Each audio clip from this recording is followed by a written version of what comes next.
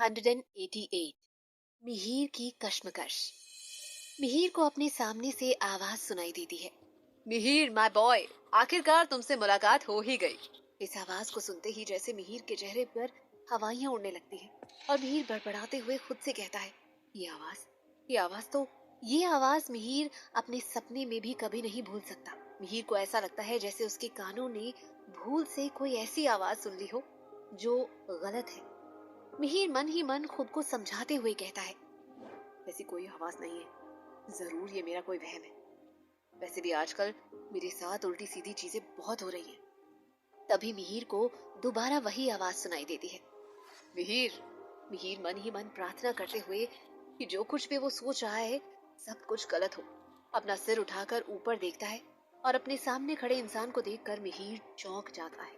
मिहिर के सामने और कोई नहीं बल्कि मिहिर की जिंदगी का सबसे बड़ा सच खड़ा हुआ होता है, पृथ्वीराज शर्मा। तुम्हें क्या लगा मिहिर? तुमने मुझे यानी कि पृथ्वीराज शर्मा को मार दिया है? इतना कहकर पृथ्वीराज जोर जोर से ठहाका लगाकर हंसने लगा और फिर आगे बोला, पृथ्वीराज को मारना इतना आसान काम नहीं है, वो कभी नहीं मरता। 100 जन्म लेने के बाद मुझे ये शरीर मिला है और तुम्हें लगा कि मैं ये सब यूं ही छोड़ दूंगा। जितनी बार भी तुम मुझे मारोगे उतनी ही बार मैं तुम्हारे सामने आकर खड़ा हो जाऊंगा। मैं खून चूसने वाले ऐसे शैतान की तरह हूँ जो तुम्हारा पीछा तब तक नहीं छोड़ूंगा जब तक तुम्हारे शरीर से खून का एक एक कतरा ना निचोड़ लूं। पृथ्वीराज की बात सुनकर मिहिर कहता है, नहीं, ये सच नहीं हो सकता। तुम तो मर चुके हो, यही ना? पर देखो ना मिहिर, मैं तुम्हारे सामने सही सलामत खड़ा हुआ हूँ। पृथ्वीराज ने मिहिर की बात को बीच में ही काटते हुए कहा, मुझे तो अभी भी तुम्हारे बचपने पर हंसी आ रही है मिहिर। हैरानी हो रही है कि तुम मिहिर खुराना इतना कुछ हो जाने के बावजूद मुझसे ऐसे सवाल कैसे पूछ सकते हो। पृथ्वीराज ने मिहिर की आंखों में देखते हुए कहा। इतना कुछ कहने के बाद पृथ्वीराज मिहिर की शॉप को गौर से देखने लगता है और कहता है, अपनी क्या हालत बना ली है मिहिर, एक बार जरा खुद को गौर से देखो। कहां से कहां पहुंच गए हो तुम? एक दुकानदार, यही तुम्हारी औकात है?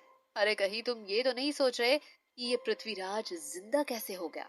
तो मैं तुम्हें बताना चाहूंगा कि ये सब तुम्हारे लिए मेरा प्यार था, जिसने मुझे मौत के मुंह से भी खींचकर बाहर निकाल लाया, तुमसे मिलने की तड़प में। पृथ्वीराज की बातें सुनकर मिहिर का गुस्सा बढ़ता ही जा रहा होता है, लेकिन पृथ्वीराज तो बस मिहिर को उकसाने का काम ही कर रहा होता है। मिहिर को कुछ न बोलता देखकर पृथ्वीराज ने आगे कहा, बाय द वे मिहिर, तुमने मुझे बहुत डिसअपॉइंट किया है, लेकिन आई एम श्योर दैट तुमने अपनी मुग्धा और अपने बच्चे के बारे में तो जरूर पता लगा लिया होगा। पृथ्वीराज के मुंह से मुग्धा का नाम सुनकर मिहिर के हाव भाव बदलने लगते हैं। मिहिर को चुप्पी साधे हुए देखकर पृथ्वीराज ने कहा, प्लीज अब ये मत कहना कि तुमने पता नहीं लगवाया है, लेकिन कोई बात नहीं, मैं हूं ना, मैं तुम्हारे काम किस दिन आऊंगा। मैं तुम्हारे लिए मुग्धा और तुम्हारे बच्चे को ढूंढूंगा। पृथ्वीराज ने अपनी शातिर मुस्कान देते हुए मिहिर से कहा। जो मिहिर अब तक पृथ्वीराज की बात सुनते हुए शांत था, अब वो एक तूफान का रूप ले लेता है और देखते ही देखते बाहर बहुत तेज हवाएं चलने लगती हैं। लेकिन पृथ्वीराज को तो जैसे इन सब में किसी का भी फर्क ही नहीं पड़ रहा होता है। देखते ही देखते मिहिर की आंखों का रंग बदल जाता है और वो अपनी खौफनाक आवाज में पृथ्वीराज की तरफ देखते हुए बोलता है, खबरदार जो मेरी मुग्धा और हमारे बच्चे के आसपास भी नजर आए, वरना मैं तुम्हें जलाकर खाक कर दूंगा और इस बार तुम्हारा हाल कुछ ऐसा करूंगा कि तुम एक तो क्या 100 जन्मों तक भी वापस नहीं आ पाओगे। ये सुनते ही पृथ्वीराज ने हंसते हुए कहा, अरे अरे, तुम इतनी चिंता मत करो, मैं हूं ना, मैं सब कुछ संभाल लूंगा। इतना तो मैं कर ही सकता हूँ ना तुम्हारे लिए। मेरे होते हुए मेरा मिहिर खुश रहे। I mean, इतना दुखी सा अकेले अकेले रहे, ये मुझे बिल्कुल भी पसंद नहीं आया। तुम फिक्र मत करो, मैं बस यूं गया और यूं आया। मिहिर कुछ बोल पाए उससे पहले ही इतना कहकर पृथ्वीराज तेज रफ्तार में अपनी विंटेज कार में बैठकर निकल जाता है। मिहिर तुरंत अपने काउंटर से निकलकर पृथ्वीराज की कार के पीछे जाता है, ये देखने के लिए कि आखिर पृथ्वीराज की कार किस दिशा में गई है। मिहिर के मन में रह रहकर एक ही बात घूम रही होती है, आखिरकार पृथ्वीराज जिंदा कैसे हो सकता है? मैंने तो उस दिन उसे खत्म कर दिया था, वो भी अपने हाथों से, लेकिन वो यहाँ आया तो आया कैसे? इसको कैसे पता चला कि मैं यहाँ कसौली में हूँ और मुग्धा और हमारे बच्चे के बारे में ये क्या बात कर रहा था? कहीं इस खूनी दरिंदे को मुग्धा का भी पता तो नहीं चल गया? नहीं नहीं, अगर इसे मुग्धा के बारे में पता चल गया होता तो ये मुझसे नहीं पूछता। अभी इसे मुग्धा के बारे में कुछ भी नहीं पता है। कुछ ना कुछ तो बहुत गलत हो रहा है, या फिर हो गया है। पता नहीं क्यों मेरा मन बहुत बेचैन हो रहा है। पृथ्वीराज का यूं इस तरह यहाँ आना और मुग्धा के बारे में पूछना कोई नॉर्मल संकेत तो हो नहीं सकता। जरूर इसके पीछे भी कोई बहुत बड़ी साजिश है। मिहिर ने अपने आप से बड़बड़ाते हुए कहा। मिहिर ये सब सोच ही रहा होता है कि तभी उसके दिमाग में कुछ अजीब अजीब से दृश्य आने लगते हैं। ऐसा लगता है जैसे जो कुछ भी मिहिर देख रहा है वो सब पहले ही हो चुका है। मिहिर ने देखा उसका घर दुल्हनगढ़ में, जहाँ उसके मामा जी रहते हैं। रतन मामा जी बहुत खुश नजर आ रहे होते हैं और गाना गुनगुनाते हुए अपने लिए किचन में चाय बना रहे होते हैं। अपने मामा जी को इतना खुश देखकर मिहिर भी बहुत खुश हो रहा होता है और बड़बड़ाते हुए कहता है, चलो कम से कम मामा जी सुरक्षित है और ठीक है, मैं तो इतना ही देखकर खुश हूँ। लेकिन तभी मिहिर ने देखा किसी के दरवाजे पर खटखटाने की आवाज होती है। हाँ बाबा, आ रहा हूँ। कौन है जो इतनी देर से दरवाजा खटखटा रहा है? 2 मिनट रुक भी जाओ, दरवाजा ही तोड़ दोगे क्या? इतना कहकर मामा जी दरवाजा खोलने के लिए आगे बढ़े। मामा जी दरवाजा खोल पाते उससे पहले ही घर की लाइट चली गई और चारों तरफ अंधेरा छा गया। लो, इसको भी अभी जाना था। रतन मामा मोमबत्ती ढूंढने लगते हैं। फिर कुछ देर बाद मोमबत्ती जलाकर दरवाजा खोलते हैं। मिहिर ने देखा कि वहाँ दुल्हनगढ़ में मौसम बहुत खराब हो चुका है। तेज अंधड़ हवाएं चल रही हैं। पेड़ हवाओं के संग इधर उधर हिल रहे हैं। बिजली चमक रही होती है और ऐसा लग रहा होता है जैसे कोई बहुत बड़ा प्रलय आने वाला है या फिर कोई अनहोनी होने वाली है। तभी मिहिर के कानों में सुनाई दी वो आवाज जिससे वो अपने सपने में भी नहीं भूल सकता। सरप्राइज! मिहिर ने देखा कि रतन मामा के ठीक सामने पृथ्वीराज खड़ा है, जो अपनी शातिर मुस्कान से मुस्कुराते हुए रतन की तरफ ही देख रहा होता है। इसके बाद जो हुआ उसने मिहिर की पूरी दुनिया पलट कर रख दी। मिहिर ने देखा कि अपने सामने पृथ्वीराज को खड़ा देखकर रतन मामा थोड़े डर जाते हैं और सकपकाते हुए कहते हैं, अरे पृथ्वीराज जी, आप यहाँ इस वक्त? कहिए कैसे आना हुआ? मैं आपकी क्या मदद कर सकता हूँ? रतन की बात सुनकर पृथ्वीराज जोरों से हंसते हुए रतन से कहता है, तुम मेरी क्या मदद करोगे रतन? चलो, अब तुम इतना बोल ही रहे हो तो तुम मुझे बस इतना बता दो, उस दिन तुम जिससे फोन पर बात कर रहे थे वो तुम्हारा पुराना दोस्त कौन था? मैं भी जानना चाहता हूँ। उस दिन से यही बात मेरे दिलो दिमाग में चल रही है। पृथ्वीराज की बात सुनकर रतन मामा हड़बड़ा जाते हैं और कहते हैं, दोस्त? कौन पुराना दोस्त? जिस पर पृथ्वीराज ने रतन मामा के ऊपर हंसते हुए कहा, लगता है तुम्हारी सच में उम्र हो गई है रतन, जो तुम्हें अब बातें याद नहीं रहती। चलो मैं ही याद दिला देता हूँ। अरे उस दिन एसटीडी पीसीओ में जिससे तुम बात कर रहे थे, तुम्हारा पुराना दोस्त? बस मैं यही जानना चाहता हूँ कि आखिर वो पुराना दोस्त था कौन? कहीं वो मिहिर तो नहीं? पृथ्वीराज के मुंह से मिहिर का नाम सुनते ही रतन मामा के चेहरे के हाव भाव बदलने लगते हैं। हैरानी में उसकी आंखें बड़ी हो जाती हैं और वो हकलाते हुए कहते हैं, नहीं नहीं, मिहिर से तो मेरी कब से बात नहीं हुई है। मुझे तो पता भी नहीं कि वो कहाँ है, कैसा है और किस हाल में है। इतना सुनते ही मिहिर ने देखा कि पृथ्वीराज के चेहरे का रंग बदलने लगा है। देखते ही देखते उसकी आंखें लाल हो गई। उसके पूरे चेहरे पर नसें दिखने लगी और पृथ्वीराज के दांत नुकीले पैने से बाहर नजर आने लगे। पृथ्वीराज का ये रूप देखकर तो जैसे रतन मामा के होश ही उड़ गए और वो पीछे की ओर अपने कदम बढ़ाने लगे। लेकिन पृथ्वीराज ने रतन मामा को भागने तक का मौका नहीं दिया और बस देखते ही देखते अपने वो नुकीले दांत पृथ्वीराज ने रतन मामा की गर्दन में गाड़ दिए। गले में पृथ्वीराज के नुकीले दांत करते ही रतन मामा की चीख निकल गई और पृथ्वीराज ने निर्दयता से कुछ ही देर में रतन मामा के पूरे शरीर का एक एक कतरा तक निचोड़कर अपनी प्यास बुझाई।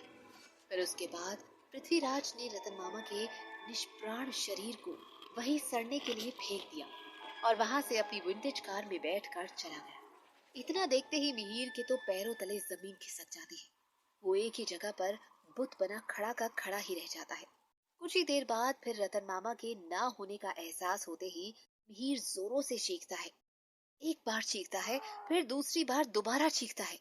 मिहिर की चीख वहां फैली वादियों में गूंज जाती है। लेकिन अफसोस, इन सब का कोई फायदा नहीं, क्योंकि अब जाने वाला तो कभी लौटकर नहीं आएगा। मिहिर का दिलो दिमाग पूरी तरह से सुन पड़ गया है। उसे कुछ भी समझ में नहीं आ रहा होता कि ये सब क्या हो गया। एक ही पल में जैसे उसकी जिंदगी ने एक करवट ले ली हो और वो आज इस दुनिया की भरी भीड़ में भी अकेला हो गया हो। कहने के लिए तो सिर्फ उसके पास उसके मामा जी ही थे, लेकिन अब वो भी उसके पास नहीं। अब वो किससे अपनी बातें शेयर करेगा, किनसे लड़ेगा और किसे मनाएगा? कौन उसे रोज सुबह कॉल करके दुकान जाने के लिए कहेगा? किसे मिहिर बार बार अपनी बातें मनवाने के लिए जिद करेगा? मिहिर की आंखों के आगे अंधेरा छाने लगता है और वो वहीं धप से जमीन पर बैठ जाता है और चीख चीख कर जोरों से रोने लगता है। मिहिर के आंसू तो जैसे रुकने का नाम ही नहीं ले रहे होते हैं। आज उसे अपनी पूरी दुनिया अकेली मालूम पड़ रही होती है। मिहिर को ऐसा लग रहा होता है जैसे वो अब कमजोर पड़ चुका है। अब उसके पास कोई भी नहीं है जो उसे हिम्मत और ताकत दे। उसकी जिंदगी शायद यही खत्म हो गई है। जिस इंसान ने मिहिर के लिए अपनी सारी जिंदगी कुर्बान कर दी, आज उसी मिहिर के लिए उन्होंने अपनी जान भी न्यौछावर कर दी। कहा था ना मैंने, मत करो ऐसी जिद, आने दो मुझे, हम दोनों साथ रह लेंगे। हम दोनों का वैसे भी एक दूसरे के अलावा और है ही कौन। लेकिन आपने मेरी कभी कोई बात नहीं मानी मामा जी। हर समय अपनी मनमानी करते रहे, कभी अपने बारे में कुछ नहीं सोचा। और देखो क्या नतीजा मिला। उस शैतान खूनी दरिंदे पृथ्वीराज ने आपको मुझसे दूर कर दिया ना, बना दिया मुझे अनाथ। अब तो मेरे पास कहने के लिए कोई भी नहीं है। उस समय कम से कम आप तो थे जिससे मैं अपने दिल की बातें कर सकता था। अब मैं किसके पास जाऊंगा, क्या करूंगा? ना कोई बोलने वाला है, ना ही कोई समझने वाला। मिहिर ने जोर जोर से रोते हुए खुद से कहा। मिहिर को बार बार ऐसा लग रहा होता है मानो वो कोई सपना देख रहा है।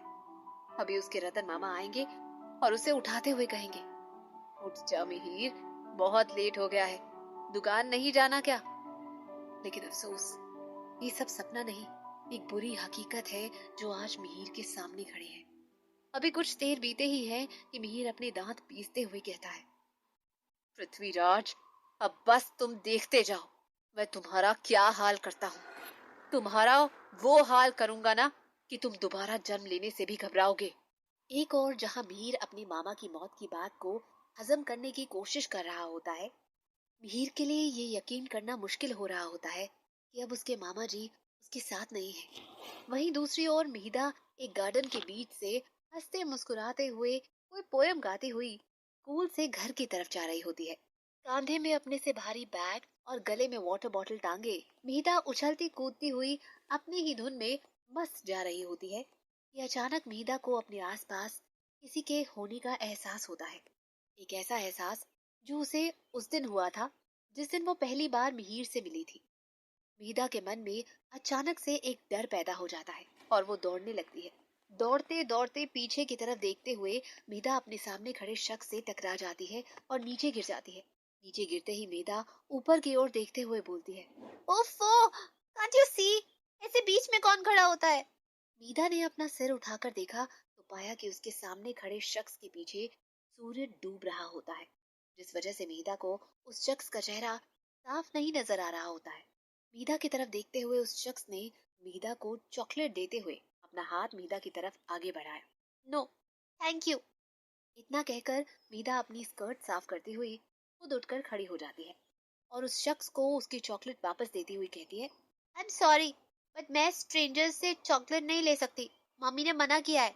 ये सुनते ही उस शख्स ने कहा, अच्छा, ऐसी बात है, तो मैं तुम्हें अपना नाम बता देता हूँ। मेरा नाम पृथ्वीराज शर्मा है। ये नाम मीदा ने पहले कभी नहीं सुना है और वो हैरान नजरों से उसे देखने लगती है। तो क्या होगा कहानी में आगे? आखिर क्यों आया है पृथ्वीराज फिर से मुग्धा और मिहिर की जिंदगी में? क्या है उसके इरादे और क्या होगा मिहिर का अगला कदम? क्या पृथ्वीराज पता लगा पाएगा मुग्धा और उसकी बच्ची के बारे में? मिहिर अपने रतन मामा की मौत का बदला कैसे लेगा? क्या मिहिर कभी मुग्धा से मिल पाएगा? इन सभी सवालों के जवाब जानने के लिए सुनिए प्यास।